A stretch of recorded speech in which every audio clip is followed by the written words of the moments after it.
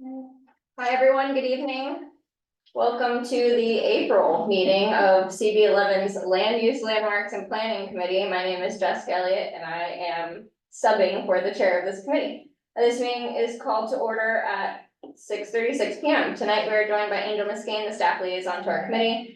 In order to conduct an efficient meeting, let's observe a few ground rules. No one may speak until granted the floor. CB11 members, if you have a question about board business or wish to make a motion, please raise your hand and wait to be recognized. Members should not engage in a back and forth discussion. The chair will recognize the next person to speak. The chat should not be used for CB11 business or questions about the agenda topics. All such remarks should be made on the record when recognized. Please keep your questions and comments brief and on topic to the discussion. Members of the public, if you have a question or comment about the subjects on the agenda, please raise your hand and wait to be recognized. We will now take attendance by roll call. Committee members, please answer present when your name is called. Adem Briha, present. Devin Crenshaw, present. Kenneth Crunch will be absent. Jessica Elliott, Present. Jessica Morris. Elsa Rama, Present. Beverly Pavon, Present. Vinny Torres, Jason Villanueva, Present. Candy Davis Vasquez. Present. The agenda for tonight's meeting was distributed ahead of time by the board office and was posted online. If there is no objection, we'll adopt the agenda as stated. Committee members, if you object to adopting the agenda, you may raise your hand and wait to be recognized. Seeing no objections, the agenda for tonight's meeting is adopted. The minutes from our last meetings up until February, as I believe, please correct me if I'm wrong, Jason, have been distributed. If there is no objection, we'll adopt the meeting minutes up until February. Can you just confirm news and that's correct? We did everything last month except March. So this month. Oh, okay, all right. But I believe that the March meeting's not completed yet. I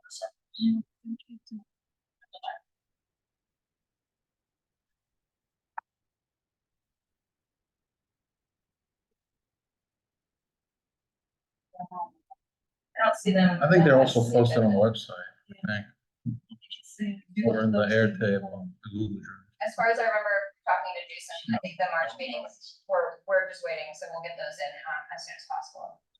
That's correct, Chair. Apologies. Yes, we're up to date to February. I owe March's minutes. Thank you, Jason. The meeting minutes of tonight's meeting are being taken by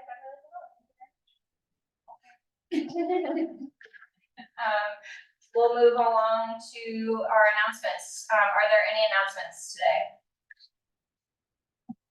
One announcement, which is the same announcement I make everywhere that I go, is that the Earth Day conference, our third one, is taking place this Friday. Where we have a team of people from the Youth and Education, Environmental, Open Space, and Parks committees that have been working to, put this event on. So we'll be starting to set up at 9 a.m. and the event begins at 10 a.m. and it will take place on the Museum of the City of New York's front terrace. So instead of doing the auditorium, we're only going to do the front terrace, and please, I hope it doesn't rain, but if it does rain, we'll be moving into the auditorium. But we'll be there for until 2 p.m. is when the event ends. We're doing raffles for the kids. D4 and D5 schools will be there, a bunch of city agencies, a bunch of community-based organizations, all sorts of people. So, and then clean up until 3. Any other announcements? We'll move along to our informational updates. Are there any informational updates? Seeing none, we'll move into our presentations and discussions. Our first presentation of this evening will be our planning fellow presentation. Nina? Oh, okay. Then we can move along to our second presentation and come back. The second presentation is the the Harlem African Burial Ground Project update from Fernando and Sergi at EDC. Yes, hey everyone, I'm Sarah Pierre. I'm with EDC. I'm sorry, do you have our presentation or would you like for me to share screen? If you could, we do not have it. Okay, great. I'll get that up in just a second. Thank you for your coordination, by the way, Sarah Dean, on all of Oh, the. yeah. No, I'm excited for the event. Okay.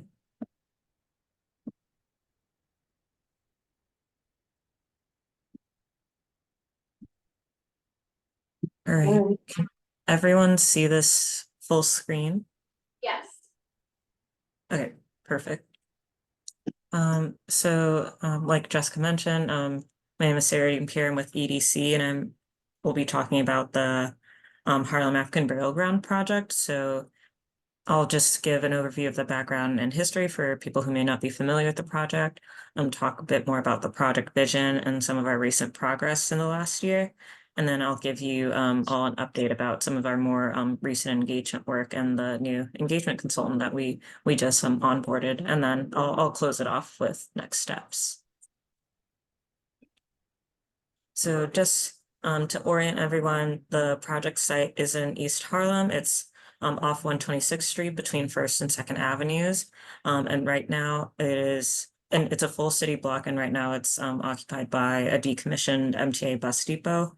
The bus depot is now transferred ownership to EDC. This happened actually last year, so now we're maintaining the site, but it is no longer a fully an operational bus depot. And through some historic research, it was proven that the historic boundary of the Harlem African Burial Ground was on this site. So as you can see on this picture on the right, the yellow portion of the red rectangle, that is the historic boundary of the Harlem African Burial Ground. And so through a lot of historical research, we were able to sort of learn a bit more about the history of the burial ground. So essentially the Harlem African Burial Ground dates back to Harlem's earliest days. It's as old as Harlem itself. When in the 1600s, when the Dutch came and chartered on indigenous land, and the Low Dutch Reformed Church was formed as the founding church, and that established sort of Harlem as a a village. And so during that time, the church had two different cemeteries, one for white Europeans, and then they had a separate cemetery for those of African descent. And they maintained those cemeteries for those 200 years. In the 1800s, as urbanization began to happen and the city began expanding upward, the church leaders ended up selling the land of the burial ground, and they moved the plots of the white Europeans, and they moved them up north, I believe, to the Bronx. And unfortunately, they left those who were buried in the Harlem African Burial Ground behind. And with that, the burial ground was essentially forgotten, and a bunch of uses were used on top of the site, and the burial ground ended up getting really much desecrated and disrespected because of it. We list a few of those sites here, like in the early 1900s, it was like a beer garden, a casino. At one point, it was a movie studio. And then the bus depot that now sits on top of the burial ground site today was built in 1962, and that was in active use until 2015.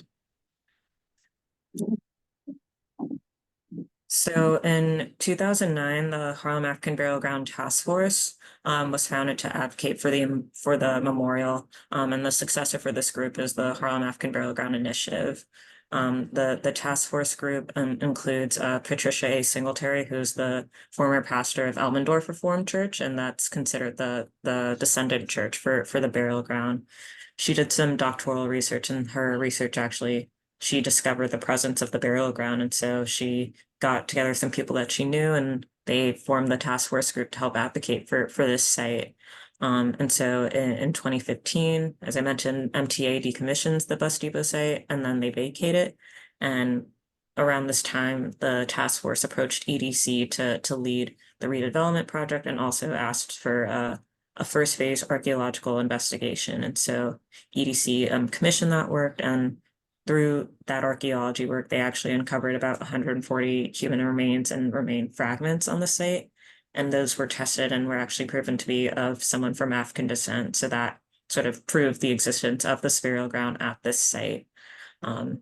And then later in 2017, actually with support from CB11, the borough president and the planning commission, a land use actions was approved for the redevelopment of the site. So that includes an outdoor memorial, and an indoor cultural center, and also space for housing, which includes affordable housing and market rate, as well as some commercial retail space. And this was all memorialized in a points of agreement letter. And so through this process, it included $30 million in housing infrastructure funds to cover the archaeology work, as well as funding for the memorial and cultural center. And one thing I want to add here is that with this sort of vision for the redevelopment project, the outdoor memorial will cover the sort of the historic boundary of the burial ground site, and nothing else will be on top of it. The actual burial ground site will remain untouched, whereas the remainder of the city block, that's where the housing, the cultural center, like those other uses will be. So we definitely want to preserve the integrity of the burial ground site and not disturb it any more than it has already been. And so yeah, this slide, I talked to this a bit before, but this is about our initiative group. As I mentioned, Patricia Singletary, who's the former pastor of Elmendorf Church, is the co-chair. Also part of this group is Melissa Mark Viverito, who was the former District 8 councilman and city council speaker. Also in the group is Sharon Wilkins, who is a former Manhattan deputy borough historian, and then Melinda Velez, who was a former assistant to Melissa Mark Viverito.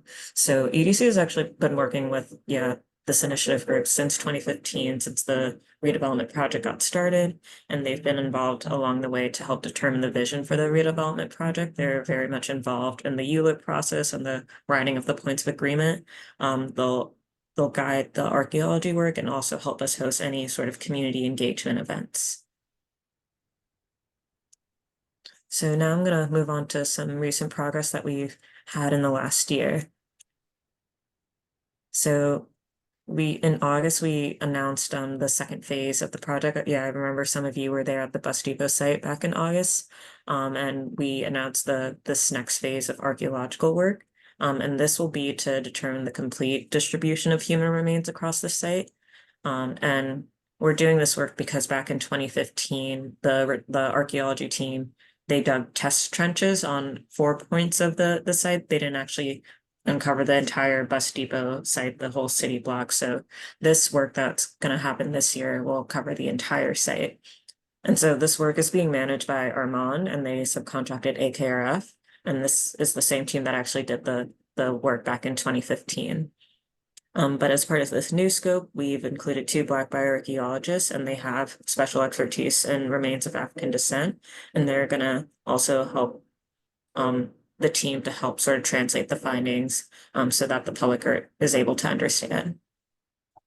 So in terms of next steps, we're right now in the planning phase. We worked on a work plan with the initiative group and the archaeology team, and that was actually submitted to LPC, and we're hoping for that to get approved soon. And once that gets approved, the archaeology team will actually start being on site and doing their field work. So we're hoping that will begin sometime this summer, and that'll last about 6 months. And then after that, we'll have lab analysis and reporting. That'll probably happen around end of this year, with the report being released sometime towards like the fall of 2025. So yeah, here in this picture, I mentioned this is our announcement of the start of this work. We announced the next phase of archaeology work, but also this same time we announced the release of our education engagement RFP, and I'll talk a bit more about how the results of that RFP. And yeah, this was just a fun event because I know a lot of people care about this project and it has a long history, so it was good to celebrate the progress and see some of you there. And then following that, we had a community town hall event. We did this at the Silverman School of Social Work. And this focused more on the archaeology piece of this project.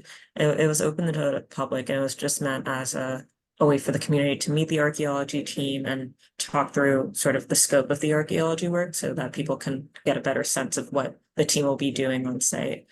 So we had a presentation where we talked about the project, and then we had a Q&A portion where people were able to ask the archaeology team directly about the things that they may do and talk more about their process and procedures. And so now moving more into our education engagement scope, as I mentioned, we had an RFP that we released back in August, and we throughout the last year we went through our selection and interviews, and we ended up selecting a team to go through with this education engagement scope. So this consultant will work on an 18-month education engagement plan to help deliver community events to raise awareness of the burial ground, but also build local and national supporters to help really raise awareness for this site. And so part of the engagement plan will include, age-appropriate curriculums. So there will be a focus, especially with working with children, and also having multimedia content, working with social media to help promote, just raise awareness of the history of the burial ground. And so we're hoping to begin those public events starting this summer. And this will also work alongside with the archaeology work, and we'll work in some of the findings of that archaeology work into the engagement plan so that we can educate the community along the way and keep them informed. So the team we selected, they're called Bridge Philanthropic Consulting. They're a Harlem-based MWBE firm, and they are a project management, marketing, and communications firm, and they have a lot of experience with public and nonprofit sectors, but they also had a lot of experience specifically around just Black history and culture, and also with memorials and preservation projects. They are working on some communications for the Juneteenth Museum in Texas. They also did some work with the enslaved African memorials in Bergen County, New Jersey. So their experience really stood out to us, and we thought they'd be a good fit. They're also partnered with Harlem Cultural Archives, which is again a local nonprofit that aims to really celebrate and honor Harlem's history. They do a lot of events like street renamings. They do a lot of sort of like historical archiving, collecting the history. And we really like this partnership as well, because a part of this, the Harlem African Burial Ground Project is about not only like honoring the history and recognizing sort of the difficult history of the burial ground, but like celebrating the contributions of Harlemites. So we really thought that they would be a great fit to help execute this engagement plan. So far, we're sort of in the planning phase of our engagement scope. We've been sort of slowly going around different community members, beginning to introduce the team to the community. So here we have some of our more recent public events. So we announced the selection of Bridge last month. We were at the Sunday afternoon at Elmendorf, which was a little community concert, and we talked a bit about the history of the burial ground. And we also have our social media account still on Instagram at Harlem African Burial Ground. And we'll be using that account to also provide updates on the engagement work, but also the archaeology work on site. So next steps is, as I mentioned, the fieldwork will begin in summer 2024, and that beginning of the education engagement work will also sort of lead into that. And as sort of the ending sort of deliverable for this engagement work, there'll be sort of an ending report summarizing the events that happen and sort of the results of the engagement work that'll be released sometime in 2025. And following that, in terms of the overall vision of the project, we're hoping to release an RFP for an operator for the Memorial and Cultural Center sometime later this year. And so we'll begin sort of doing the marketing and sort of, trying to like socialize this RFP to see if there are any other interested organizations who would be a steward basically for this future memorial. And that is our presentation. Thank you, Sarah. Are there any, before we get into questions, just a quick question to you all at EDC. Are you asking for any letters of support or anything specific from the community board at this time, or is this just purely for informational updates? This was meant for, an informational update, but I believe Fernando, who's not here tonight, but we've been trying to advocate for federal earmark funds from SBIOT's office. Because part of this work, if we want to actually redevelop the site, we need to demolish the bus depot. And unfortunately, the funds that we have aren't eligible for demolition.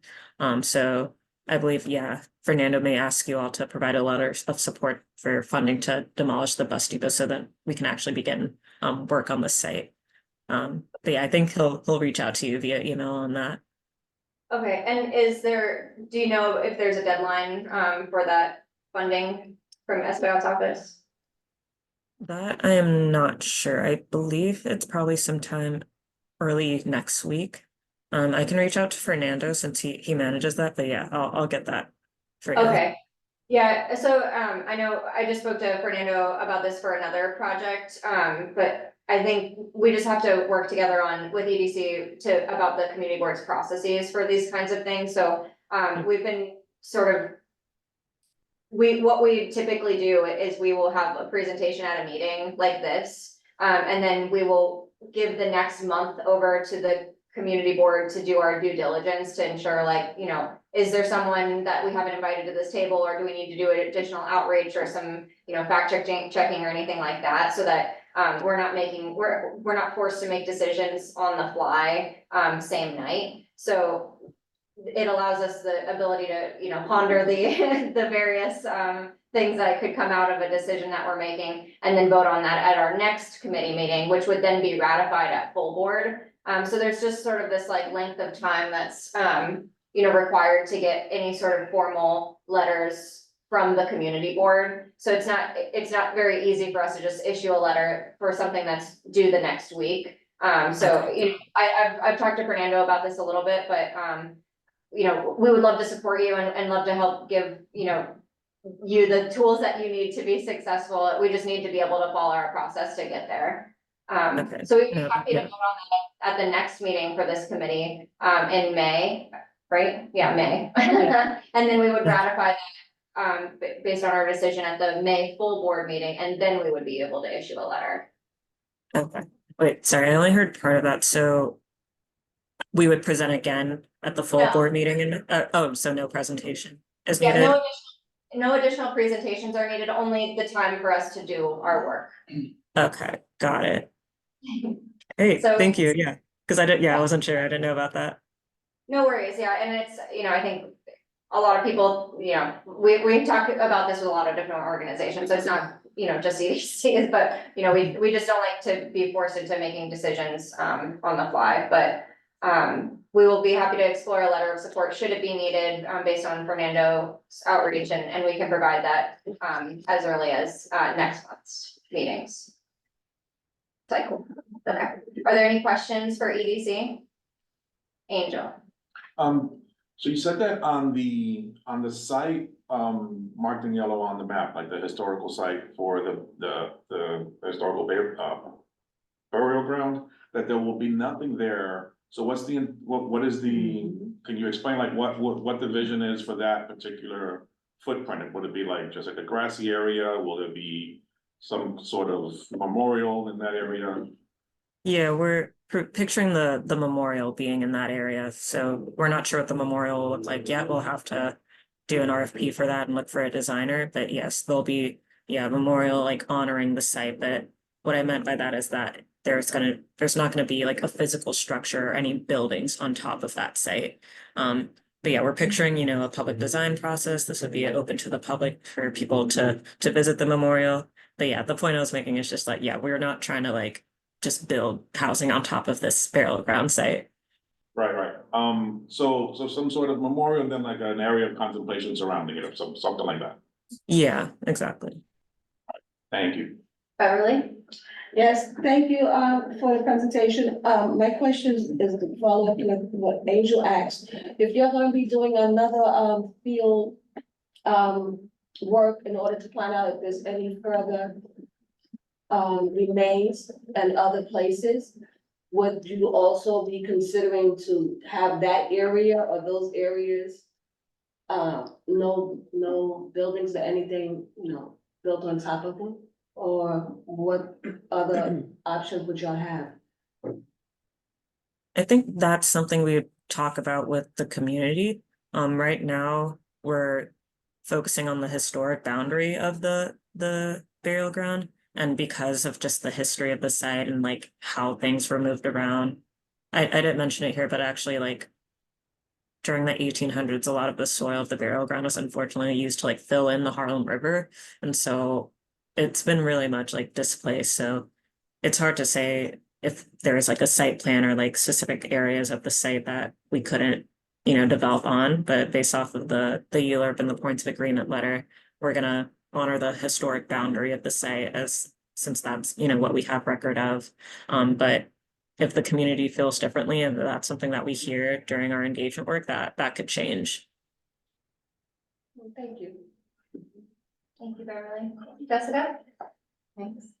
Thank you very much for giving voice to the history and kind of representing that here. I know the process of the project has evolved over time, that it's, stopped and started and changed and been adjusted and paused and revisioned as far as what was going to happen next. And I know that is a reflection of the sensitivity of the nature of the ground itself.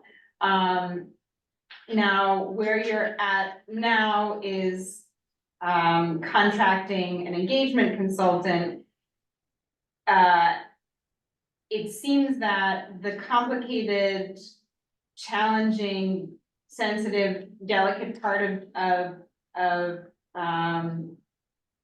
appropriately handling human remains will have happened very soon, so the project can accelerate fairly quickly. Is that a sort of a fair assessment, or do you anticipate that the process will continue to perhaps be put on hold and paused and changed, or do you see that we are past that point of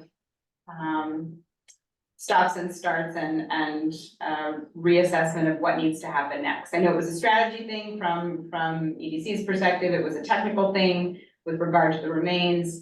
I think it's long been in the works, and just asking about, whether you see in your understanding of where the project is at now, relatively clear sailing through the process of getting to the end goal of a memorial site and a development project, without too many starts and stops ahead.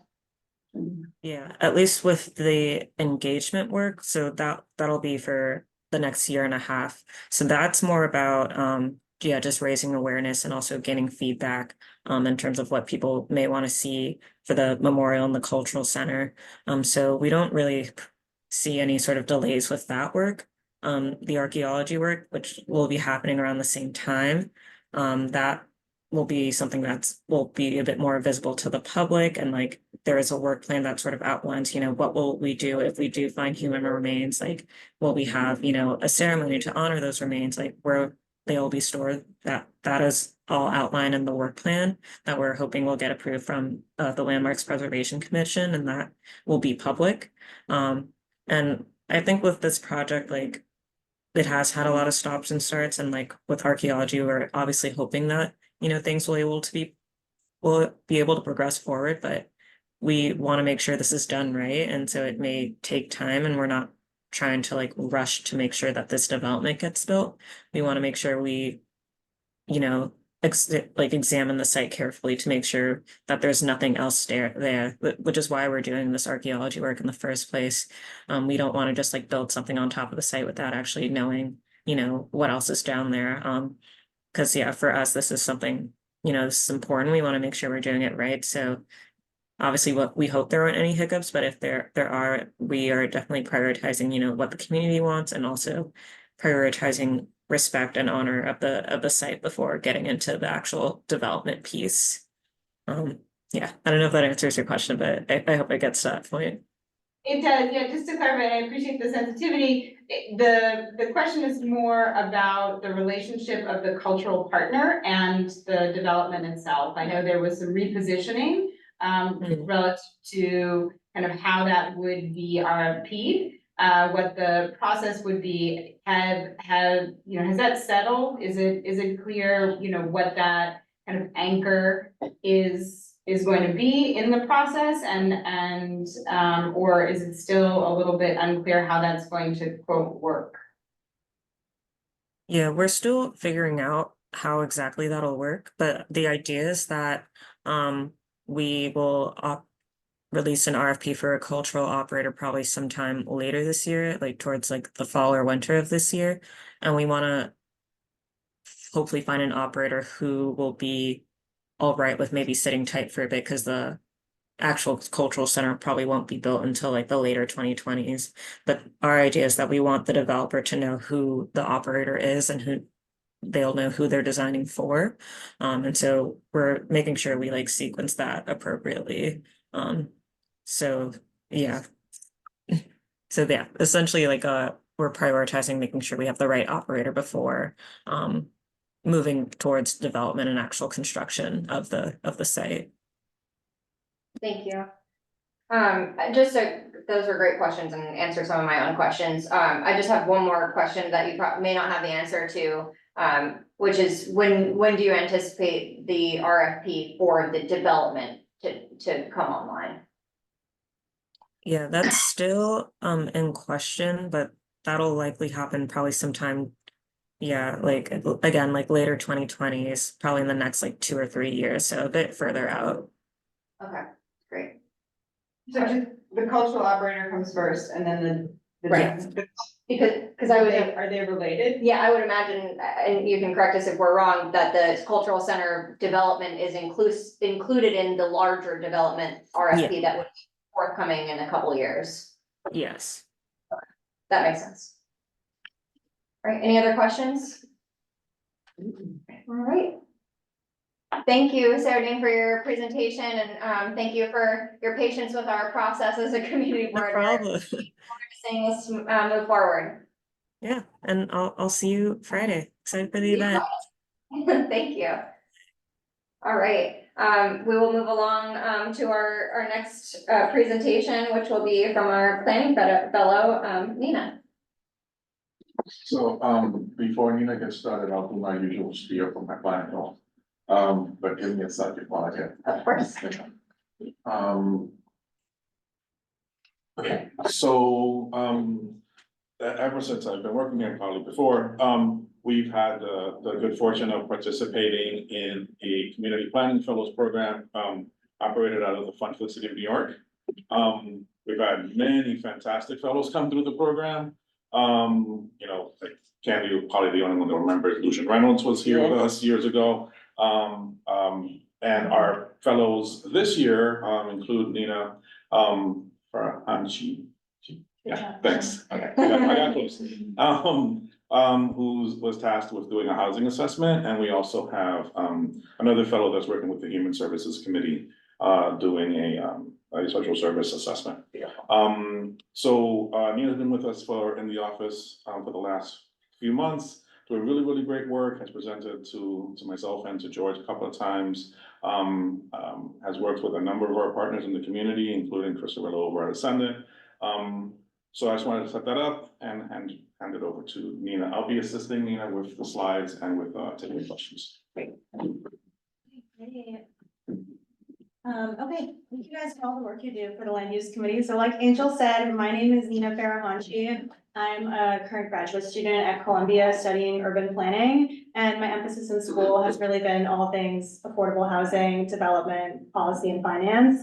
And so, like Angel said, I'm here because I'm the community planning fellow, and we've been working together to create a quantitative assessment of East Harlem's housing stock. And so I'm really looking forward to sharing this data with you all. And I'm really curious to know what data points resonate with you, what you find interesting, because I'm going to be creating a comprehensive report summarizing all this data. And I want to make it as useful as possible for you all to do your work.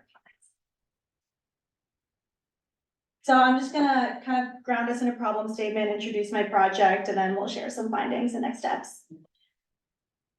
So I have this problem statement, which is that as East Harlem faces pressures of gentrification and displacement, there is a need for a data-driven analysis of the current housing stock, housing trends, and gaps in the housing market. And I want to define what I mean by gentrification. I think a lot of times it's rebranded as regeneration or revitalization. But for the purpose of this project, it's really defined as a profit-driven class and racial transformation of spaces that have experienced a history of disinvestment. And it results in the displacement of low-income people from those places. And this is a process that occurs in places where residential land is cheap compared to the rest of the city. And so there's a lot of profit to be made through the construction of new buildings or the rehabilitation of existing buildings. And I choose this definition because it just reminds us that this is a process driven by the flow of capital rather than the flow of people. And so if this capital is coming in, it leads to the question, like, how can we direct it so that the housing we're building is serving the existing community? And so coming back to this problem statement of these pressures, East Harlem is particularly vulnerable to displacement for just a few reasons. First of all, 38% of the community is living under the federal poverty line. 28% of folks in the community are extremely rent burdened, meaning they're paying over half of their income towards rent. And then you have a really high renter community, 94%, and folks that are renting are more at risk for things like rent increases, evictions, and just other tactics that catalyze displacement. And then we have a very high amount of people living in public housing. And so when we think about displacement, you don't have to physically move, like your surrounding is changing a lot. That can also be a form of displacement. And so what I have been working on over the last few months is the creation of a quantitative snapshot of the housing stock and housing trends over the last 10 years. The goal has really been to overlay housing variables with social variables to see where the gaps are. And hopefully a lot of the information I present is kind of things that have come up anecdotally, but this is going to help put numbers to that. And hopefully that can strengthen engagement with city agencies and developers. And so the data sources I used for this project were census data, DCP's housing database, as well as DCP's displacement risk map. And so this is a quantitative project, but we can't believe all the numbers we see. And so I love this quote, which is that every data set is the story of its own creation. And so when thinking about data limitations, the first one is just like when using census data, the census historically undercounts people of color and immigrants. This makes up a really large fabric of East Harlem's community. And then when we're thinking about counting children under the age of 5, this is a national issue, but the hard to count map ranks East Harlem at very high risk for undercounting children under 5. This becomes really important when we talk about family units and advocating for more family units. And then lastly, the census changes district boundaries every 10 years. And so when I make comparisons, I really try and make sure we're talking about the same exact boundaries. And so through my research, I identified 12 housing variables, and I have split them up into 3 buckets, physical, economic, and affordability. So when thinking about physical stuff, it's things like total housing units, number of bedrooms in the housing stock. Economics, more things like just numbers, median rent, median home value. And then affordability is kind of looking at breaking down rents in terms of people's incomes and such. And so now I'll just share some of the trends we've been seeing over the last 10 years in the housing stock. The first one is looking at total housing units. So what we see is that East Harlem has increased their housing stock by 15% over the last 10 years. This is a massive amount. It's gone from 49,000 to about 56,500 units of housing. And this averages to about 488 units per year when you do the net change. And so this is a lot of housing being constructed. East Harlem has built more new units in the last 10 years than any other community district in Manhattan.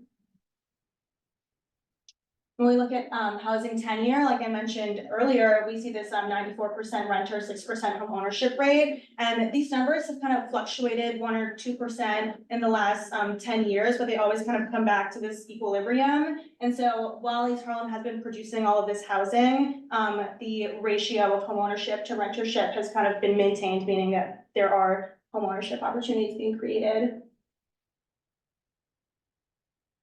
And so now we'll move on to thinking about gross rent as a percentage of people's income. And so here I use 5-year ACS estimates for accuracy. And so between 2008 to 2012, and then that jumped to 2017 to 2021, we're seeing an increase in rent burden in the community. Most recently, over 54% of the community is experiencing some form of rent burden, meaning they're paying over 30% of their income towards rent. And about a third, 28% of the community is paying over half their income towards rent. These are huge numbers. Affordability is a huge crisis. And even though East Harlem has produced all of this housing, rent burden has still increased, really highlighting that, housing supply is a regional issue. And it extends beyond New York City. And so this portion of the presentation really takes some social variables and overlays them with those physical variables to really share some findings and gaps in the housing market that I've identified. The first one is advocating for the creation of more family units. This is something we hear a lot, maybe in the neighborhood, but the numbers really support this theory as well. So when taking a look at 2022 housing stock numbers, we see that 44% of all units in the housing stock are either 1-bedroom or studios. 40% of the housing stock is 2 bedrooms. So when we just aggregate that, 84% of our housing stock is 2 bedrooms or less. So very few family units. And then when we compare that, next slide, please. When we compare that to 10 years ago, looking at the split between studio 1 and 2s, what we see is that there has been a proportional decrease of 2 bedrooms and 1-bedroom units and almost a doubling of studio units. And if you go to the next slide, there's actually been a doubling of studio units. In 2012, there was 4,000 studios, and in 2022, with the most recent census data, there was 9,500 studios. So there's been an increase of 4,500 studios. There has been an absolute loss of 323 4-bedroom units in the last 10 years, and an absolute loss of 98 units of 5+ bedrooms. And so this trend really supports kind of what the city incentivizes. There's a citywide demand for smaller units and 1-person bedrooms. But when we look at the fabric of East Harlem's community, we see kind of a different story. So here we have a graph comparing household size to bedroom sizes in the housing stock. So when we look at our 1-bedrooms, what we see is that while 44% of the housing stock is serving folks with a household size of 1, only 37% of the community is a household size of 1. And you see that same trend in 2 bedrooms, 40% of the housing stock is 2 bedrooms, and then 30% of people in the community are households of 2. And if you go to the next slide, we focus on the latter half of this graph, 4 and 5 bedrooms, and we see that there's a large amount of families, 17.3% of families in East Harlem have household sizes of 4 or more people, and only 2% of the housing stock is serving households of that size. And so a second recommendation I have, kind of comparing the social and the physical, is thinking about affordability and advocating for depth of affordability of units. So how familiar is everyone with AMI, area median income as a concept? Okay, good. It gets really complicated, like it's a resource allocation tool. And so if you go to the next slide, I also, we printed. Yep, we put them off. Yeah, so I have the AMIs if we want to look at, yeah, perfect. Just to take a look at kind of this, I'll also narrate some of the incomes too, because sometimes this just gets confusing. But looking at the affordability of the housing stock, so this is rents in the housing stock, what we see is that 36% of units in the housing stock are affordable at the 0 to 30% AMI band for one individual. That's someone making between 0 to 30K. And so this includes public housing, which is a really large portion of that number. Next, when you look at the next income band, 22% of housing in the community is serving folks at that 30 to 50% AMI band. So this graph is just highlighting kind of the affordability of the housing stock.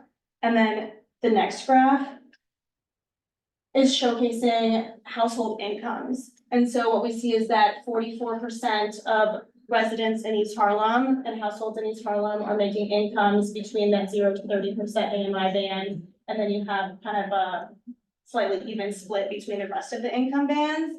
And so what becomes interesting is when you overlay kind of the households, by area median income compared to the housing stock and the affordability of the rents. And so. Go. One more.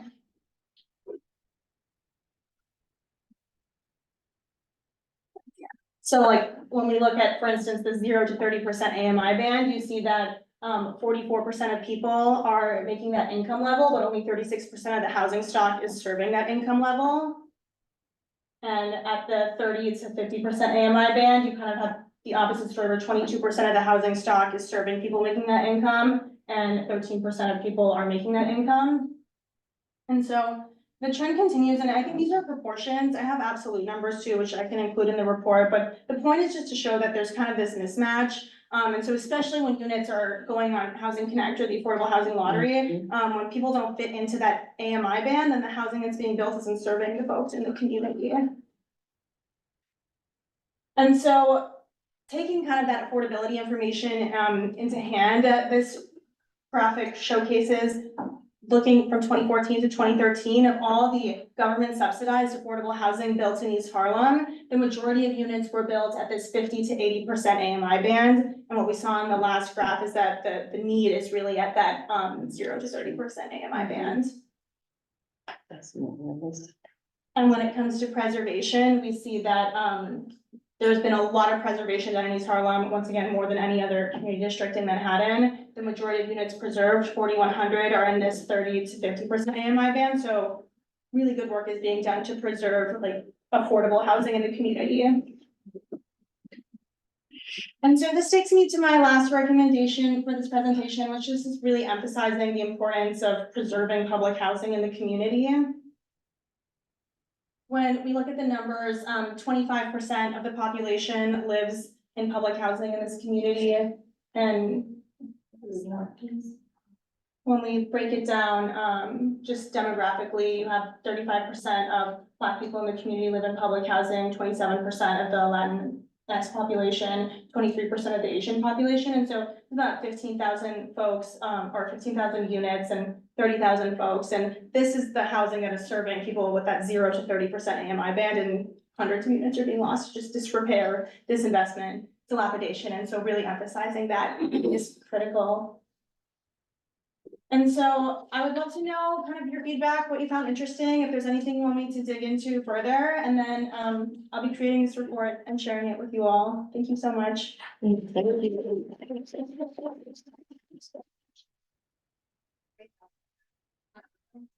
Recognize questions, Jessica, first. I've got, I think, 3 points. One, there's a meet and greet breakfast with Senator Brian Kavanaugh on Friday morning, who is pushing the housing agenda at state level. You're more than welcome to attend the Center for Architecture downtown. You don't have to sign up, just show up. You're pretty welcome to engage that conversation and encouraged to. The other 2 things. One, we have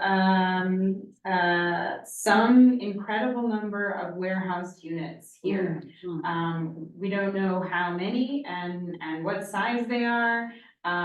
Some large number of them are stabilized historically, but we can't quite unlock that information that could be rehabilitated housing without some better understanding of what they are. So if you know, if your kind of research mind holds the key to figuring that out, that may be some fodder to help us continue to advocate with regard to those warehouse units that tend to be sat on for a long time. And I forget what the 3rd point is, but thank you very much. That's so interesting. Beverly? Yes, to piggyback off what Jessica said regarding the warehousing, I would like for you to dive in not just to private ownership, but government buildings also that have housing. And I believe some of them are being warehoused too, so if we can get those numbers also, whether it's owned by HPV or Department of Health or whatever agency, New York City agency, that would be nice to have that information in, and that data also. Yeah, for sure. And let me clarify by warehouse, are you talking about things that are in, yeah, what, Yeah, so warehoused, like, Third Avenue, if you walk down Third Avenue between, like 106, I would say 110, 109, especially on the west side. If you look at those buildings, they're big buildings with lots of units that have boarded windows. They've not been inhabited for decades now. The landlords are sitting and allowing their units to fall into disrepair, because there's some sort of benefit. It's like the vacant storefronts. There's a tax benefit to keeping it empty in some sense that, it doesn't benefit.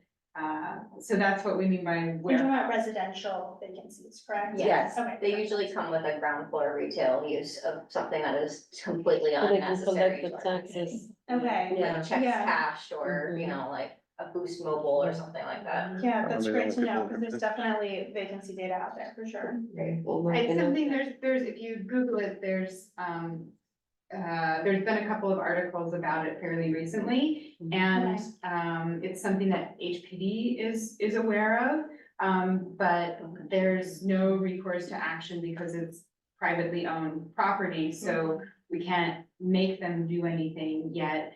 Cumulatively, the amount of housing that's lost is not insignificant at all. It's a huge number of units that are warehoused at this point. The third point I had, and it's something that I'm sure Candy can say more about, and that you probably kind of tip of the iceberg. You know, you did amazing storytelling with the data that you have to make the points effectively. We, however, know that AMI is not necessarily reflective of you know, our catchment as it goes. So as far as having a affinity and community voice, I think there's a recognition that the AMI calculator is broken and not you know, it's something to change, right? That it happens, you know, you go all the way to the federal level and it's accepted. However, I think it's not something that works relative to serving communities in a hyper-local way. So if you're looking for a kind of an advocacy point to better understand and say this data tells a really great story and it makes the case, at the same time, the data is broken because AMI doesn't necessarily reflect relative to the catchment, it includes Westchester. And so that skews everything according to those bands. So there's also some stuff you can dig into there if you're trying to get. Yeah, no, I find AMI absolutely fascinating. I feel like it's something I loved, and I'm happy to talk about it. while Can't I'm be playing detained, too. yeah. Right. We've got to go Like, to hyper Washington. local AMIs Mhm. versus kind of the super broad AMI, there's really Yeah. things there too, so. I have a couple of questions and just a follow-up. I think also in the AMI stuff that it's, you know, I think some people don't even realize that it goes over 100%, right? It's like, what's the point of having AMI values that are over 100%? I don't personally know. But then to the warehousing point about the apartments, there's so many of them, but I think another worthwhile exercise is like understanding what the potential for housing units are on vacant lots, because similarly, landlords, private developers are holding on to vacant lots. Like there's a couple on Madison between 109th and 111th, and some of them have been developed, but some of them are just gonna sit empty for a few more decades. And like it'd be nice to understand what the loss of housing is or could be from lots in addition to the existing buildings. Yeah, some sort of quantification of that. Yeah, and then on your charts, you had a one about the total housing units in the neighborhood, and there's a big dip in 2015. Was that due to the demolishing of the lots on 111th or like the gas explosion? Like what, like how could we lose so many apartments for it to make such a dip like that? Yeah, I can definitely check, I'm sure it's a lot of like building to like demolition versus building, because that's like a total number, not just numbers built. But I can look into it, I wasn't really looking into the rationale rather. Oh, just no, looking at no concern, but I, you know, I was just But it's curious, definitely, like very 2,000 units, yeah, it's nuts, how did we lose so many? And then I'm curious if you know about where the 4 and 5 bedrooms were lost, like, is that due to buildings being demolished, is it due to units being carved up into a bunch of different studios? Yeah, I think that's a great question. It's not in the census data. Yeah. I would have to look into it more like news wise and article wise. Yeah. But yeah, I think that's definitely a good theory, and I think just with ground rents rising, there's just incentives to kind of break up those really large family size units. Yeah, well, just for full transparency, like I came to East Harlem with a group of friends that we were pooling together our architecture salaries to live in an apartment together. And it was the only place we could find a true 4-bedroom apartment where we each could have our own bedroom was in East Harlem. And we were an active gentrifying agent coming into the neighborhood, and it was a unit that was converted from Section 8 housing to market rate, so it is actively like, we're well aware of it. But Yeah, and it's so hard because, you know, at the city level, like there is that demand for smaller units, but when you look at the local, there is that tension. 'Cause you have so many families, and this is one of I feel like one of the most family friendly neighborhoods too, in terms of I feel like there's just an erosion of families. exactly. I think Candy has a question, and then I'll go to George. Yeah, I just wanted to make a comment that, don't feel like you're really gentrifying, because honestly, I worked at St. Paul's in the 80s to the early 90s. And there's a building in the corner, up in 116th Street, and this landlord, he was renting back then in the early 90s, $1,500. Now, this is the thing that, you know, as quiet as been kept, this has been happening. It's just been quiet. Now everyone is out more with an awareness of it. But he was like, his attitude was like, well, get yourself 4 or 5 people to help pay the rent to live with you. And everybody grabs a room and you all pay the rent. That was back then. And here we are today. And so, you know, but it was quiet as it was kept, it was happening. And the only people that he actually took advantage of was the people that were immigrants without papers, because he knew that he could have taken advantage of that. And so now you have then the night and day family members where they're, you're not gonna count them on the census, because one, they're not gonna let themselves be counted. But the night and day people, what I'm trying to say is that during the daytime, you have residents that will live in that same building, in the same dwelling, apartments, right? Everybody cooks separately. And this is how I learned, through a food pantry that I had coordinated. And I would see the same people in the same address, same apartment. I'm like, wait a minute, you're all family group. I have to give you the food according to the address, household. They're like, no, we live in the same apartment. We just have separate rooms and we take turns cooking for our family. So that's where I started learning about this trend of this pattern. So this, you know, now it's gotten worse. All right, but if it would have been stopped before, maybe we wouldn't be here today. You know, I don't know, you know, and I wasn't involved like that much in the community board. I was just learning how the whole community, because I was in corporate America, coming back into the community and engaging myself. But when I saw that, I said, wow, there's an advantage that they're taking up. So it's unfortunate that we're still here today and it's just as worse. You know, but the 5-bedroom apartments, you know, have been also downsized. If you want to see much better how you can actually get a good number, will probably be through the state, through the HCR, because you know that annually, the owners have to report the apartment, at least some. I don't know who does or doesn't, but you can have an idea more or less. They have to register each apartment unit, and then that unit will let you know what's supposed to be the original size of that apartment in that building. Thank you for sharing your personal experience. Yeah, go ahead, Beverly, and then we'll go to George. In regards to your AMI that you have here, what year is this? This is 2023, so HPD just recently released the 2024. Yeah, HUD just came out with this Okay. in March. And my next question is regarding the percentage of home ownership. Do you have, any suggestions to boost that? Because like you said, if the area is more rentals, everybody can be taken advantage of with the high rents, displacement and stuff like that. So I would like to see any type of solutions or possibilities or solutions for homeownership, to be incorporated into the East Harlem area. Yeah, I think it's a great question. I think like affordable homeownership is kind of something that's been like proposed and there's a lot of kind of new incentives around that. So I think that's definitely interesting because it maintains that affordability and that homeownership piece. But I think like you say, it's really important when you have such a high renter community, there's just there's a lot of susceptibility to that vulnerability to displacement. I know we're all incredibly excited about your research and Yeah. everything. Yeah.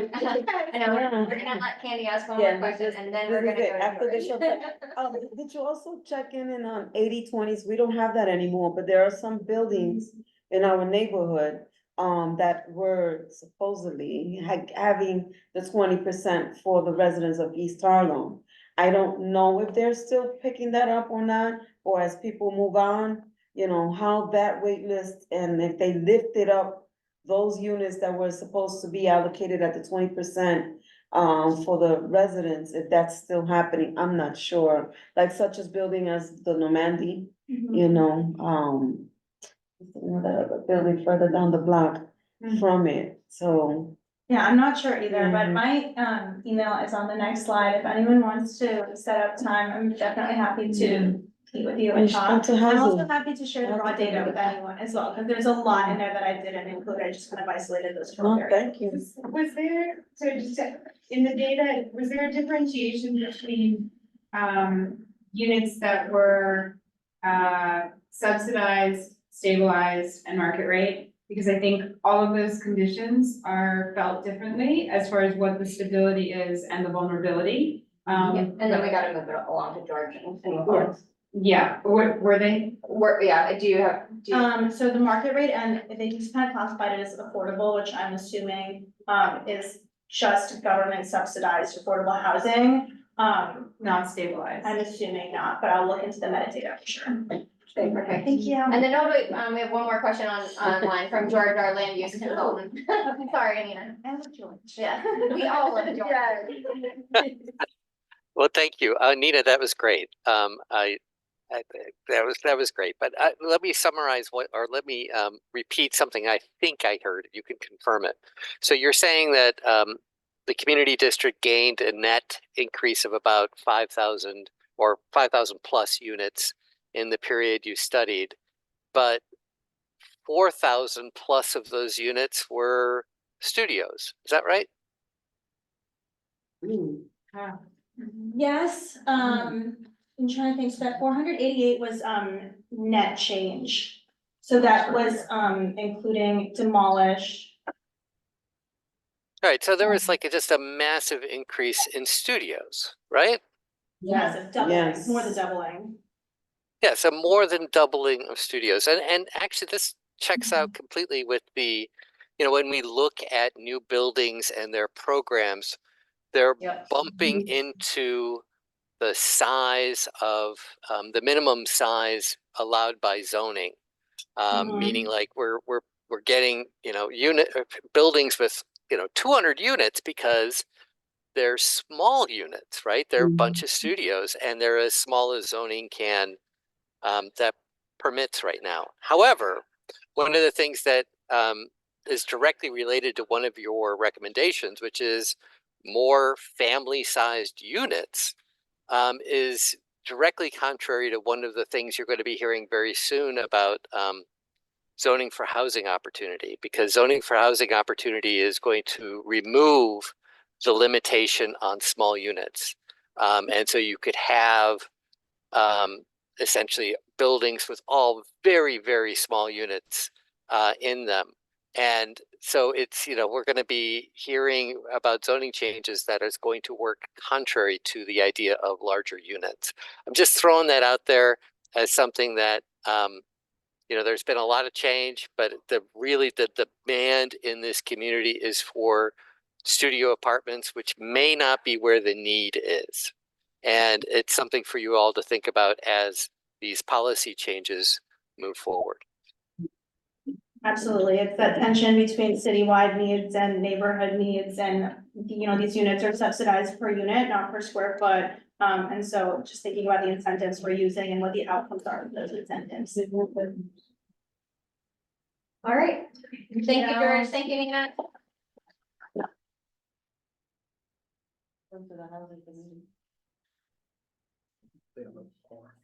All right, well, next and last presentation is a request for support to engage HPD about the disposition of city-owned property in relation to a planned senior housing development at 123rd Street and Park Avenue with Project Vine.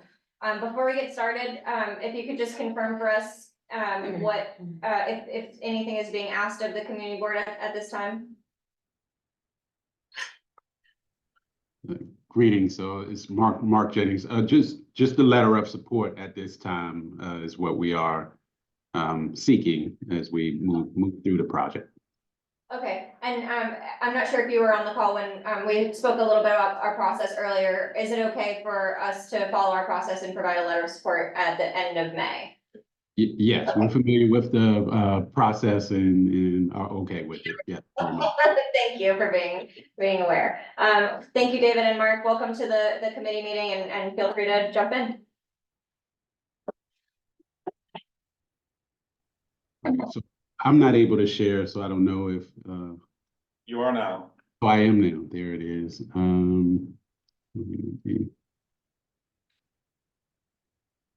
Sorry.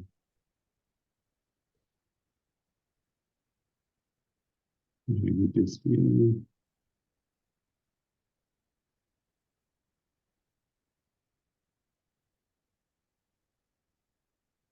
All right, so I'm Mark Jennings. I'm the current executive director of Project Find, and I'm here with my colleague David Gilchrist, the former executive director of Project Find, who has graciously stayed on board to help me in my transition to the ED role, and is helping our organization with housing development as we move in this area. We're going to tag team this effort. I'm going to go through the beginning. This is a very quick presentation. I'm going to go through the beginning, and then David will pick up with some of the particulars about the particular project. But we wanted to just first let you know about Project Find, because our organization may be new to this community board, but we've been in existence for more than 50 years. And we operate primarily on the Upper West Side, and we have a ton of programs that we operate, which we'll talk a little about.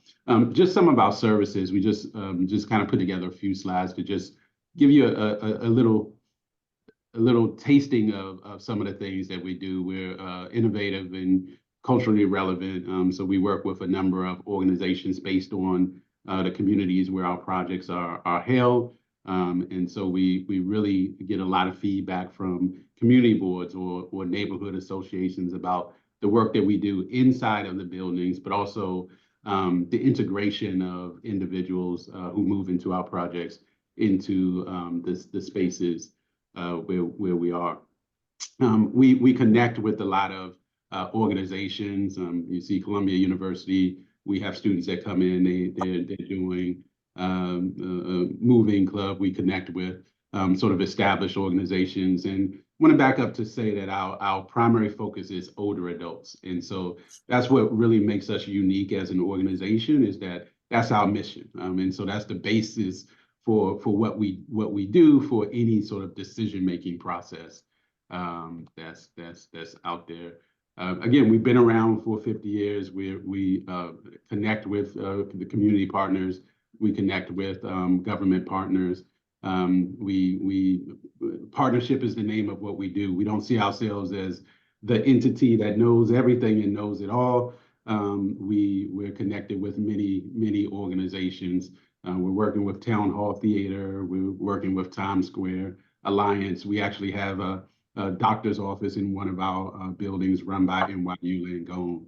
During the pandemic, we worked with Doctors Without Borders to come in and provide services in one of our projects. And today we're really here to talk about senior housing on East 123rd Street that we're hoping to be able to utilize vacant land for. And before I turn it over to David, I just want to say that I really enjoyed the presentation to get a better sense of what's happening in the community, to see where our project may help in some ways, and to see where we might be able to help on the advocacy side. Our project is maybe part of the problem on some levels, but any housing, I think we can agree throughout New York is definitely a benefit to the community in general. David.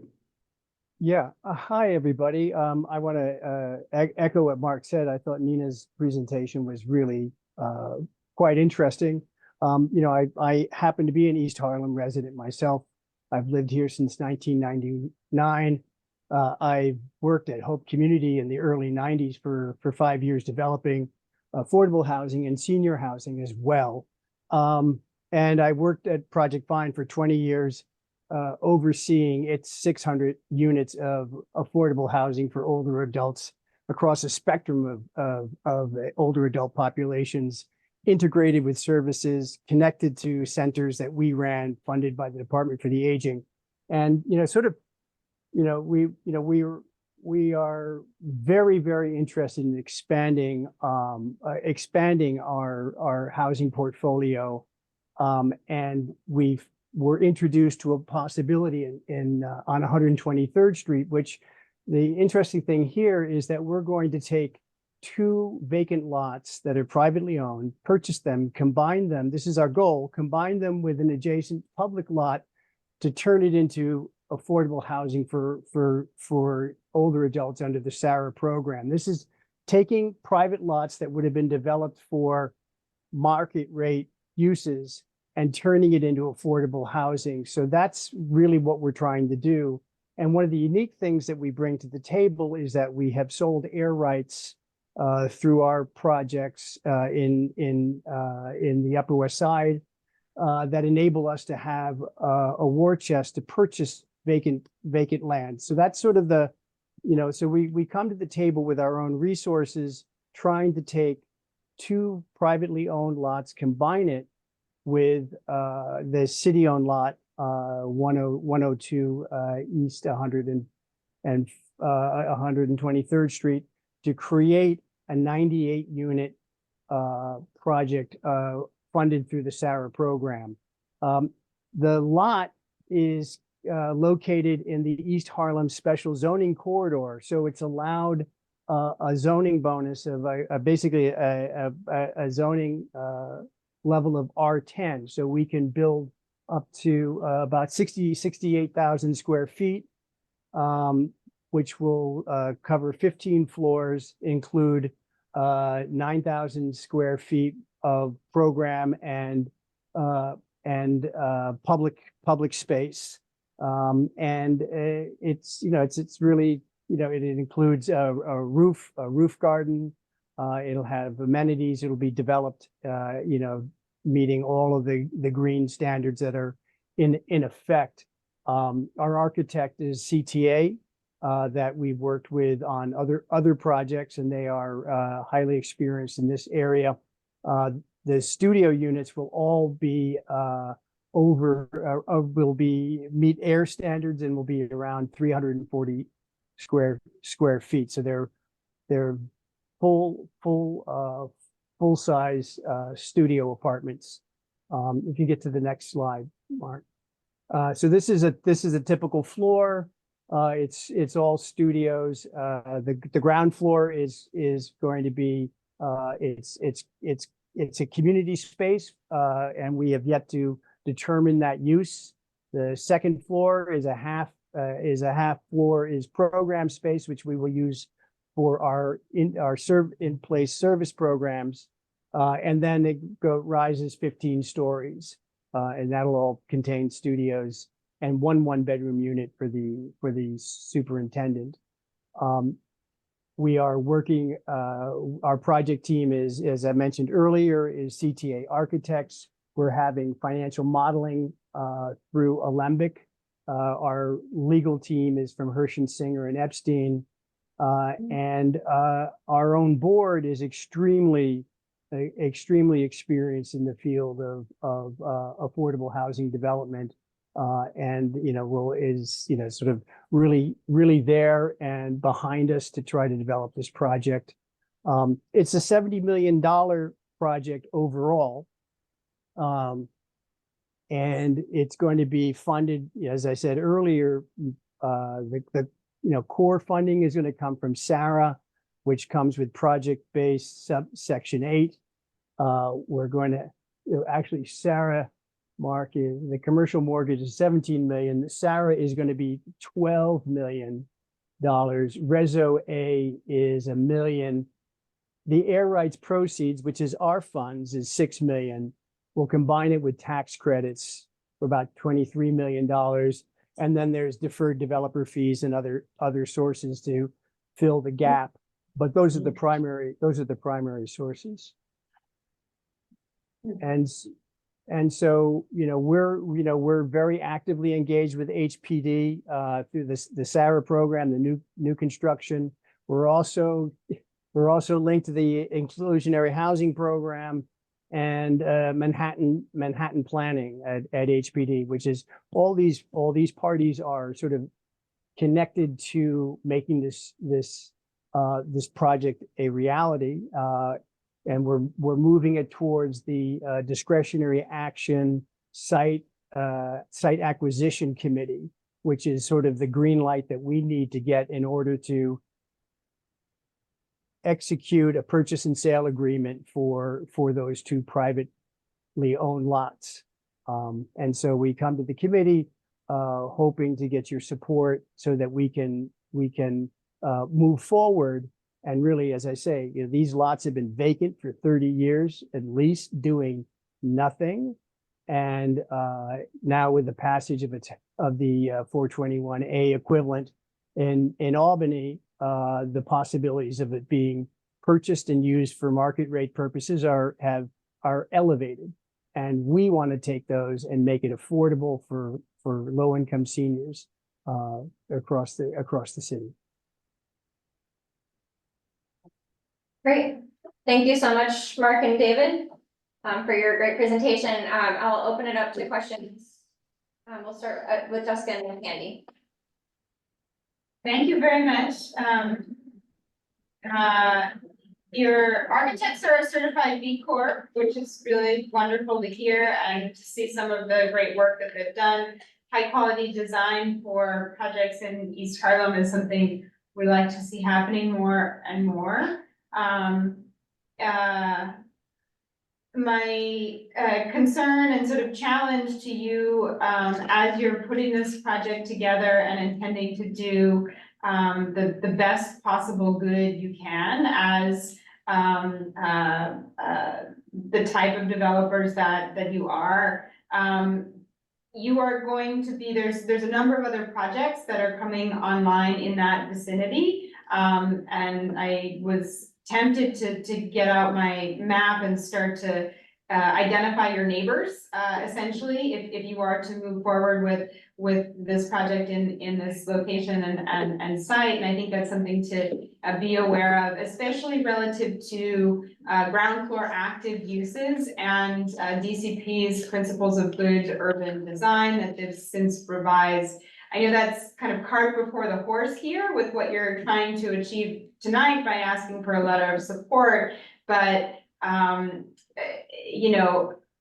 calling out this is a community facility space leaves us wanting for a more well-articulated vision of how that's going to sort of integrate into a corridor that we know will have a vibrancy that is not there now that you would ultimately be a part of contributing to. So I don't expect an answer, but I want to ask the question of whether there are some more intentional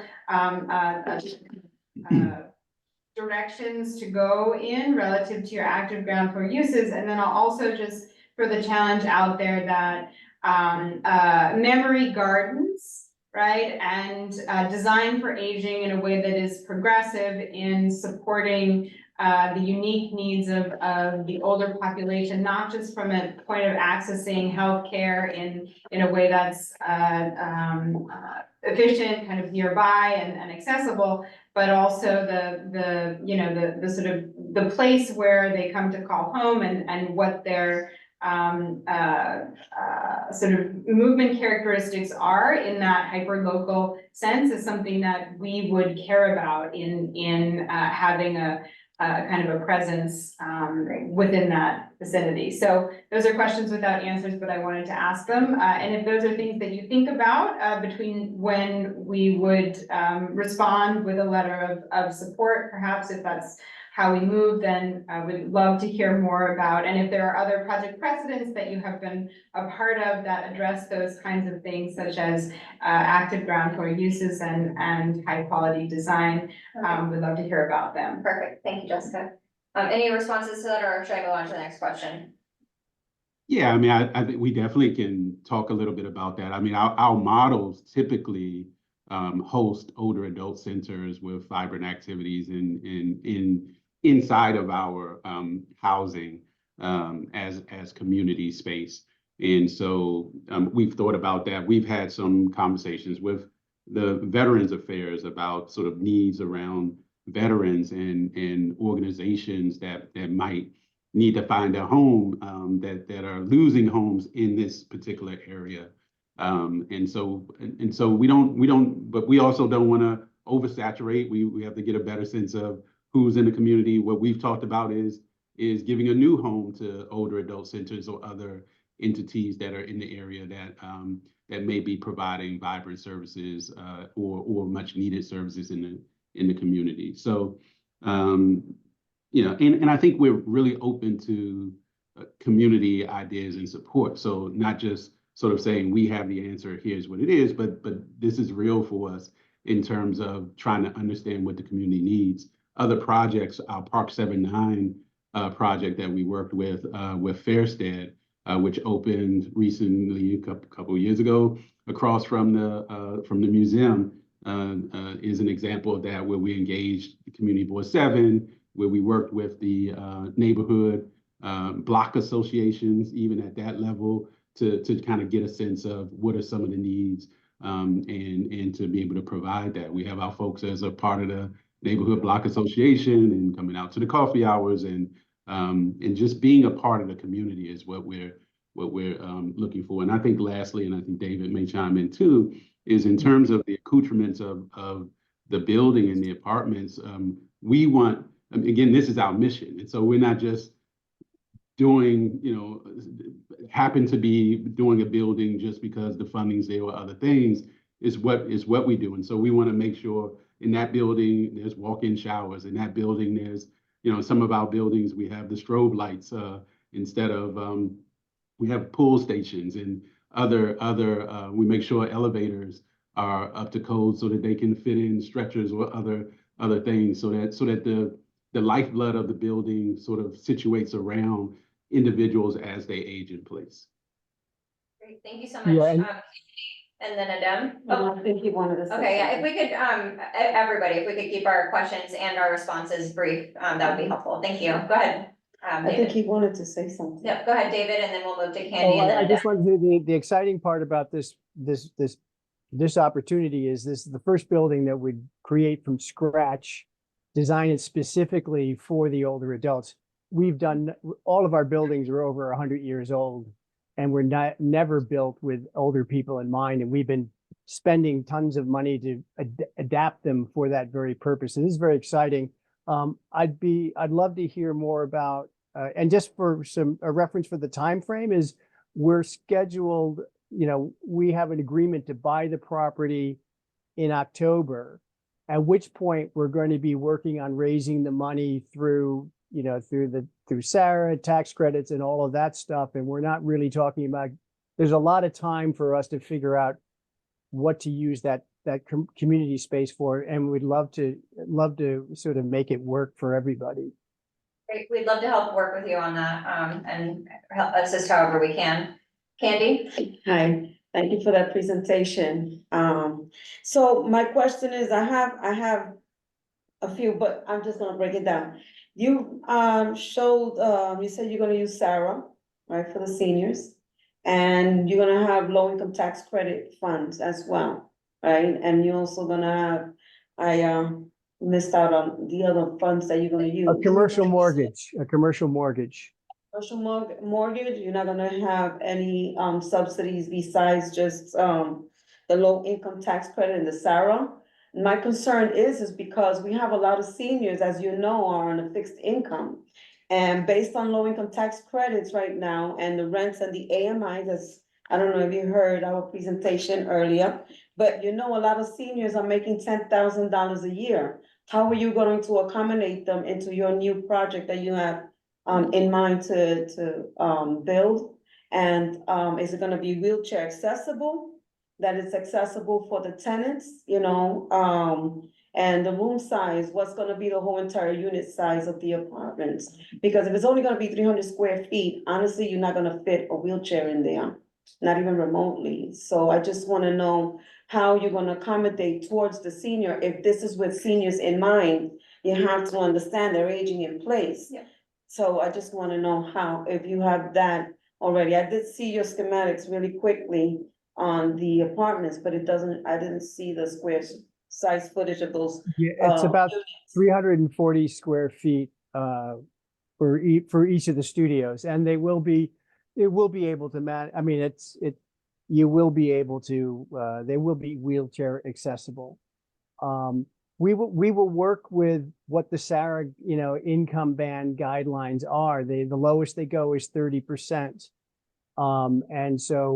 And then we've been advised that you want to try to perhaps make it affordable up to people with 40% because you'll have enough applicants. So this is the advice that we're receiving.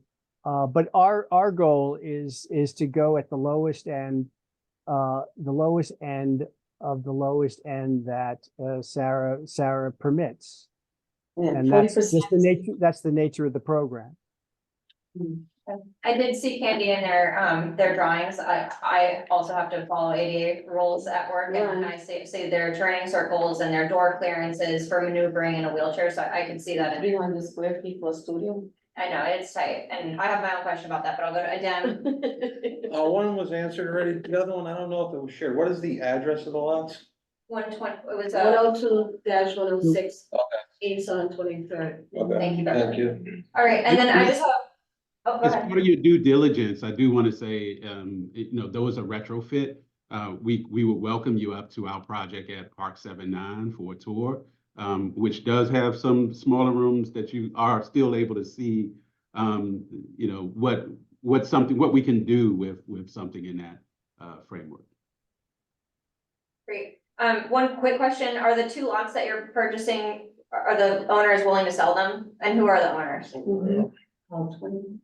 It's a man called Morris Platt, but the corporation is something like PL 123 Realty LLC. And they do want to sell? Oh, we have a letter of intent that's been executed. Great. And then I know you mentioned there was a special zoning district in this area, and I could be wrong, and George has already left us, so it's hard to confirm. But it may be worth confirming with the city of Yes rezoning that the overlay still applies. One other question to follow up to Jessica Morrison and Candy's questions about the small units. The studios are a little I think a little sad when you think about one of the biggest problems with seniors is this social isolation. So I know you said this is your mission, you do a lot of work around this. Just how do you plan to address isolation when everyone lives in their own little units? I think a lot of that is just built by building community on the inside. That's where the social work team really comes into play, and also connection to older adults and other things in the centers. And just as a thing, we also are about connecting the family. We do a lot of intergenerational projects. We're working with a high school now that comes in and is creating a theatrical play and other things like that. But we work intently in that area around social isolation. we have one more question from Beverly and then a very, very quick question from Jessica and then we'll call it for today. Yes, thank you so very much for the presentation, Mark and David. My question is regarding, you work with a lot of seniors, but they have seniors that are you considering seniors that's like the head of the household? And, I don't know if there's a lot of housing for that type of family unit, where the seniors is taking care of grandchildren and stuff like that. We need houses for that. So a lot of these, in our area, a lot of buildings, and from the presentation that this beautiful lady over here gave us regarding the data, we get a lot of smaller units, 1 bedroom studios. I thought your project had 2 bedrooms, or are you having 2 bedrooms? It looks like it's all studios. Yeah, the project for, I think the supers unit would be the only unit that might be larger. And I just want to say that I think we're interested in creating those kind of opportunities. It's just that this lot, based on zoning, we don't have that size and capacity. But I think that that's part of what we would very much be interested in creating for older adults in this community and throughout New York, if we can gain the opportunity to find the right land or the right property to be able to purchase. Thank you, Beverly. Yeah, I just want to point to Share NYC. There's a development that's targeting transgender youth who are aging out of the foster system that is looking at a communal model, floor by floor, which gets to the isolation issue. I just thought, seeing the plans, that's a lot of kitchens. A lot of kitchens for a lot of people who cook, not a lot sometimes. And I'm wondering if, you've done any research, if there are any forward-thinking programs relative to shifting housing models and what might be beneficial, could perhaps, I know that, affects the schematic design that you've already done, but where you're doing ground up, you have the kind of potential to think creatively about all of those things in your development project. So I would encourage, encourage that to happen at an early stage if you're willing to take that on as experts in doing what you're doing and knowing that sometimes the status quo isn't necessarily the thing that's going to be the best service model when there's opportunity to affect it. So if it's something you've considered is my question, and that's a lot of kitchens is the comment, and are there any other program overlays that could perhaps be worth looking into? Yeah, I don't think that we can develop apartments without kitchens under the SARA program. I don't think that's even there's a lane. I don't think there's a lane there. I also find our experiences that people like their own stuff, their own privacy, even if they're just reheating food. They do communal situations also can be opportunities for conflict. And so well, I think that's a good point. That's something that the project she's talking about has done a lot of work to resolve. So I think we're right. And familiar with that entity organization, and that is sort of youth, a different sort of size.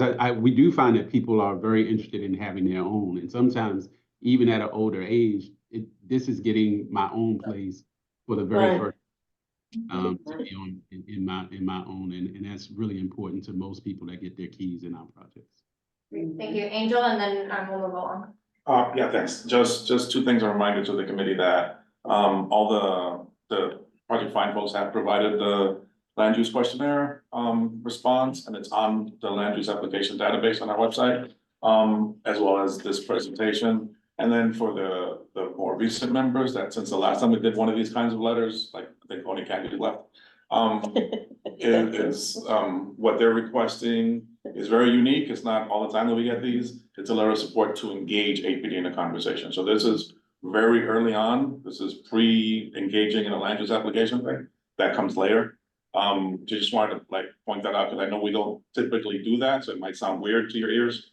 But we have done it successfully in the past with a number of projects that have come to fruition and our neighbors are now living in. So whenever the board whenever the committee does issue its letter, be it next month or whenever, that's what that letter is gonna be. It doesn't bind us to their eventual land use application and the final version of the project that will be included. It's just, at this point, saying to HPD, we're cool with you guys engaging with them about this particular lot. Perfect. Angel, I couldn't find it when I looked in our database. Are you sure it's out? Questioning Angel. I looked and I looked again and I We looked again. regretfully question Angel. Thank you, Mark and David, for your presentation. We will, if you have any correspondence you want to send, following up on any questions that we've asked tonight, please, go ahead and send that to the community board. And we'll get it dispersed to this committee, so that they're prepared in making a decision next month. Okay, well, Thank you very thank you much. so much. Y'all Thank have a you good so much. evening. Thank you. Have a good weekend, Good night. whatever day it is. All right, moving along, the only things left are, old business. Is there any old business? I didn't have, was that land use? I believe it was land use. That's one, regarding, the status of the Harlem Bank. Was that land use? When they was talking about tearing it down? Oh, the two people that shot over Yeah. there? Yeah. That was land use, right? I think. Yeah, that I was- don't have any update on that Oh, personally, okay. but I think, we can certainly follow up on that at the next meeting. Yeah, okay. I'll add it to, the committee's old business on our little spreadsheet. Is there any other old business? No, we'll wait for 1 second. So not old business, but Jessica's right, it's now. Oh. It's now. There was one little thing I had to take off to make it live, but it's up there now. Thank you, Angela. See, I didn't want to sound like the troublemaker. No, it's Good for you. Angela, I'm nearly. You, Jessica, you'll make me look like a bad guy. is there any other old business, Angel? No, no old business, like just like a comment, I know you guys wanna go home, but, It's okay. so do I. So I circulated the information we got from the city regarding, the city of Yes for Housing Opportunity, the whole, whatever it is. So I think it's very unlikely to, how do I say this nicer? I think it has the potential to do a lot that is gonna be concerning. And it's, from what we understand, 1,000 pages of text. Yeah. Again, and as much as the Echo one was, a little bit kind of different for us, housing is right in our wheelhouse. We've been through these exercises a number of times. The one caution that I have this time is that looking back at the 2017 rezoning and previous, large scale development projects and, points of agreement and commitments that have been made to the community that have not that have not delivered on everything that they said they delivered.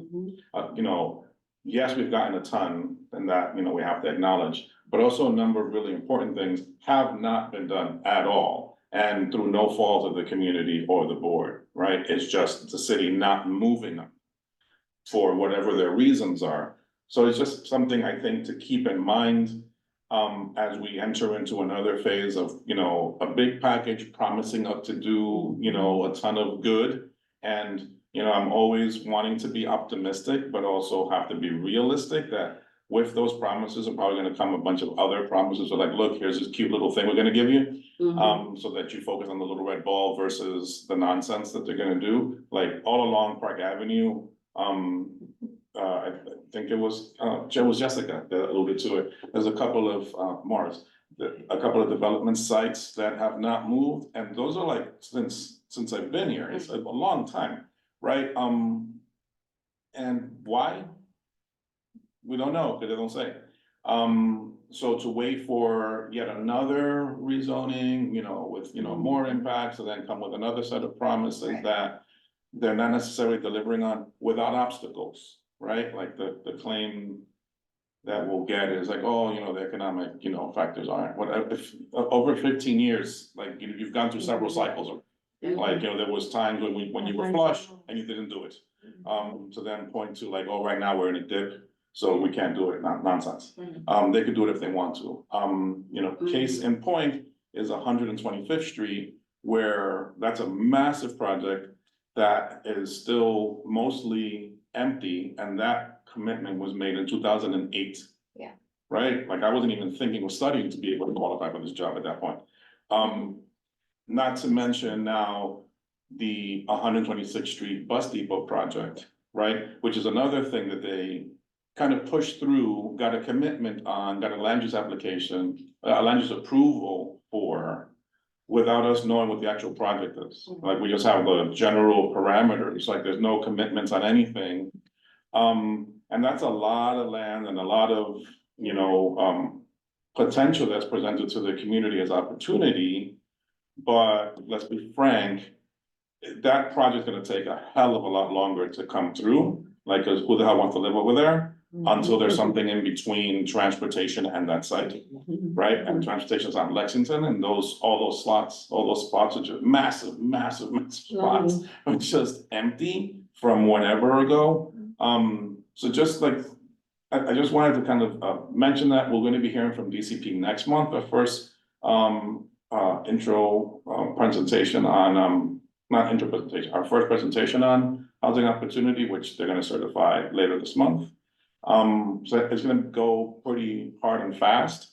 I think it's unlikely, I think it's possible they extend, but I think we should prepare that they won't.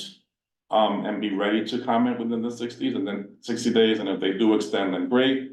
But that's a lot to consider in a very short period of time. And I want to just mention those other things so that we have them front of mind as we're considering this new thing that they're presenting to us. And Yeah, just a couple of questions. Is George providing the sort of like condensed version of it for us, and when should we receive that? So yes, and I don't know. Okay. I haven't tasked him with it yet, but in the materials that I sent, right, and this is gonna be the tricky thing, I think, for you all, right, is that I send a lot of stuff, and I try not to send too much. Right. But sometimes I have to send it, and the last thing I sent on housing opportunity has a lot of great materials that DCP has prepared, including that, it's not George, but it's good enough for a start, right? Y'all have to be reading that stuff now, because next month is gonna be coming at you 1,000 miles an hour. And you'll be like, oh, but can you do this? And they're gonna say like, well, we already baked the cake, right? Like, which we've already heard a million times. So, my strong advice is to come prepared, as soon as they come to our meeting next month with all the questions and having an understanding of what that proposal truly is. Not all the bells and whistles, a little bit in every neighborhood bullshit that the mayor's saying. Like the real impact on our district and what's going to mean here, what special districts are gonna be done away with, which ones are gonna stay in place. Those things, and I will assign George to prepare a memo for us. Hopefully in time for that presentation, if not, then shortly thereafter. Thank you. And I know there are a couple questions really quick. We'll go with Candy, Beverly, Jessica. You know that we had given support for what do you call this food desert that is since you mentioned Park Avenue, and I saw that the project on 111 and 110th Street. The Park Fresh Avenue. Program project. That's right, and so I just, when I was passing by, I see that he has a for retail. Now, we supported him to have a supermarket there. Why would he have then a retail? And I just feel like we should just follow up when we provide services to a privately owned, services, about Sendero support. Park, right? No, it's right next to Sendero. It's right on that corner of 111th Street on Park, and it goes around to 110th Street. Yes. Because he owned that private lot, and he only came to us just so like that we can give him the letter of support so we can have the fresh program, because that's the money he was going for, to help fill his gap for his development. But I was very adamant about it, because he got another building. Yeah. So I just want us to follow up on that or see what happened, because then if that's the case, who's, making sure that there's a fresh program All there. right. Did you have a comment to that? No, I don't, We'll look at I it. can check with them and see Yeah. if Fresh was approved and why they're not delivering if that's the case. Okay, Beverly? Thanks. And my question was, we were talking about projects that's been waiting for a long time, is the housing and schools on 96th Street. that we have nothing. Oh, Avalon? Yeah, yeah. I think they're losing a ton of money. Popular developer, you know, Yeah, ran it's- into an economic downturn. Yeah, Avalon, so yeah. I just saw They this getting hammered. conflict and he- Just really quick on that, Beverly, someone was doing a report on that, and I think it was from a university, and they reached out to the community board and we spoke to them, and they were hoping that their report could be used as arsenal for us in that, so I was waiting for that, but I haven't heard back and I can follow up. Jessica? Angel, not to throw you under the bus again, but I think the thing that I You can sent keep you. trying. No, we're on the same team. I'm passing the ball, Are we? passing it back. What Here did we you go. ask me for? So there's a guidebook Yeah. to this 1,000 pages of zoning text change that is like 30 pages.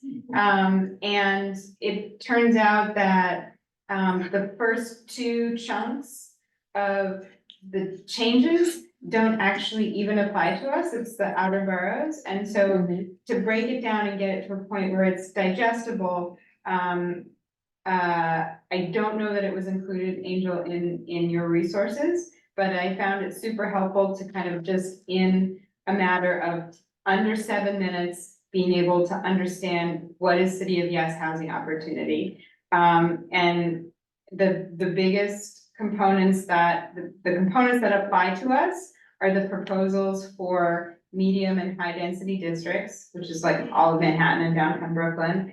And then the citywide proposals that relate to parking mandates, converting non-residential buildings to housing, the size of units and campus infill, which all those things apply to us. So out of the whole 1,000 pages, half of them we don't have to worry about because it's not related. It's like ADUs and other stuff.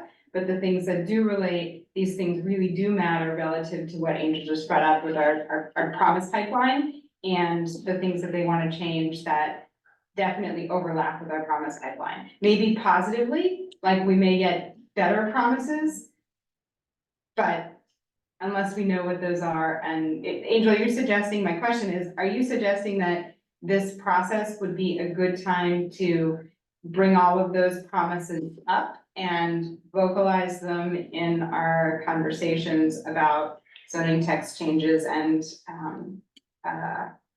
city commitments? I think it's something, I think that prior commitments and expectations is something that you should definitely have front of mind always. Especially when you're, like in this instance, being presented with something large. So I don't know where the bus comes in, but the link is in the very beginning of the last email that I sent, and that brings you to that 13-page illustration. But yes, that there's a lot of commitments made, and you know, that stuff can get lost when you're seeing the shiny red ball of the new proposal. And the city's gonna come with a lot of promises that I think we, not to be skeptical just for the sport of it, but should be cautious because of prior experience. And be keeping those in mind so that at the end of this, we're gonna be making a recommendation, and that we should be considering that as we're preparing a recommendation. Great. Thank you, everyone. Okay. Is there any new business? All right, we can move along to roll call. Then Brianna Here. Cronshaw here. Jessica Elliott, Present. Jessica Morris, also Rama, Present. Frederick Pabon, Present. Villanueva. Candy Bassett. Yeah. You didn't say Vinny. Vinny's not on this committee? Vinny's He's not here. Okay. Yeah, Paul. All right, thank you, everyone. Great work, everybody. Thank you.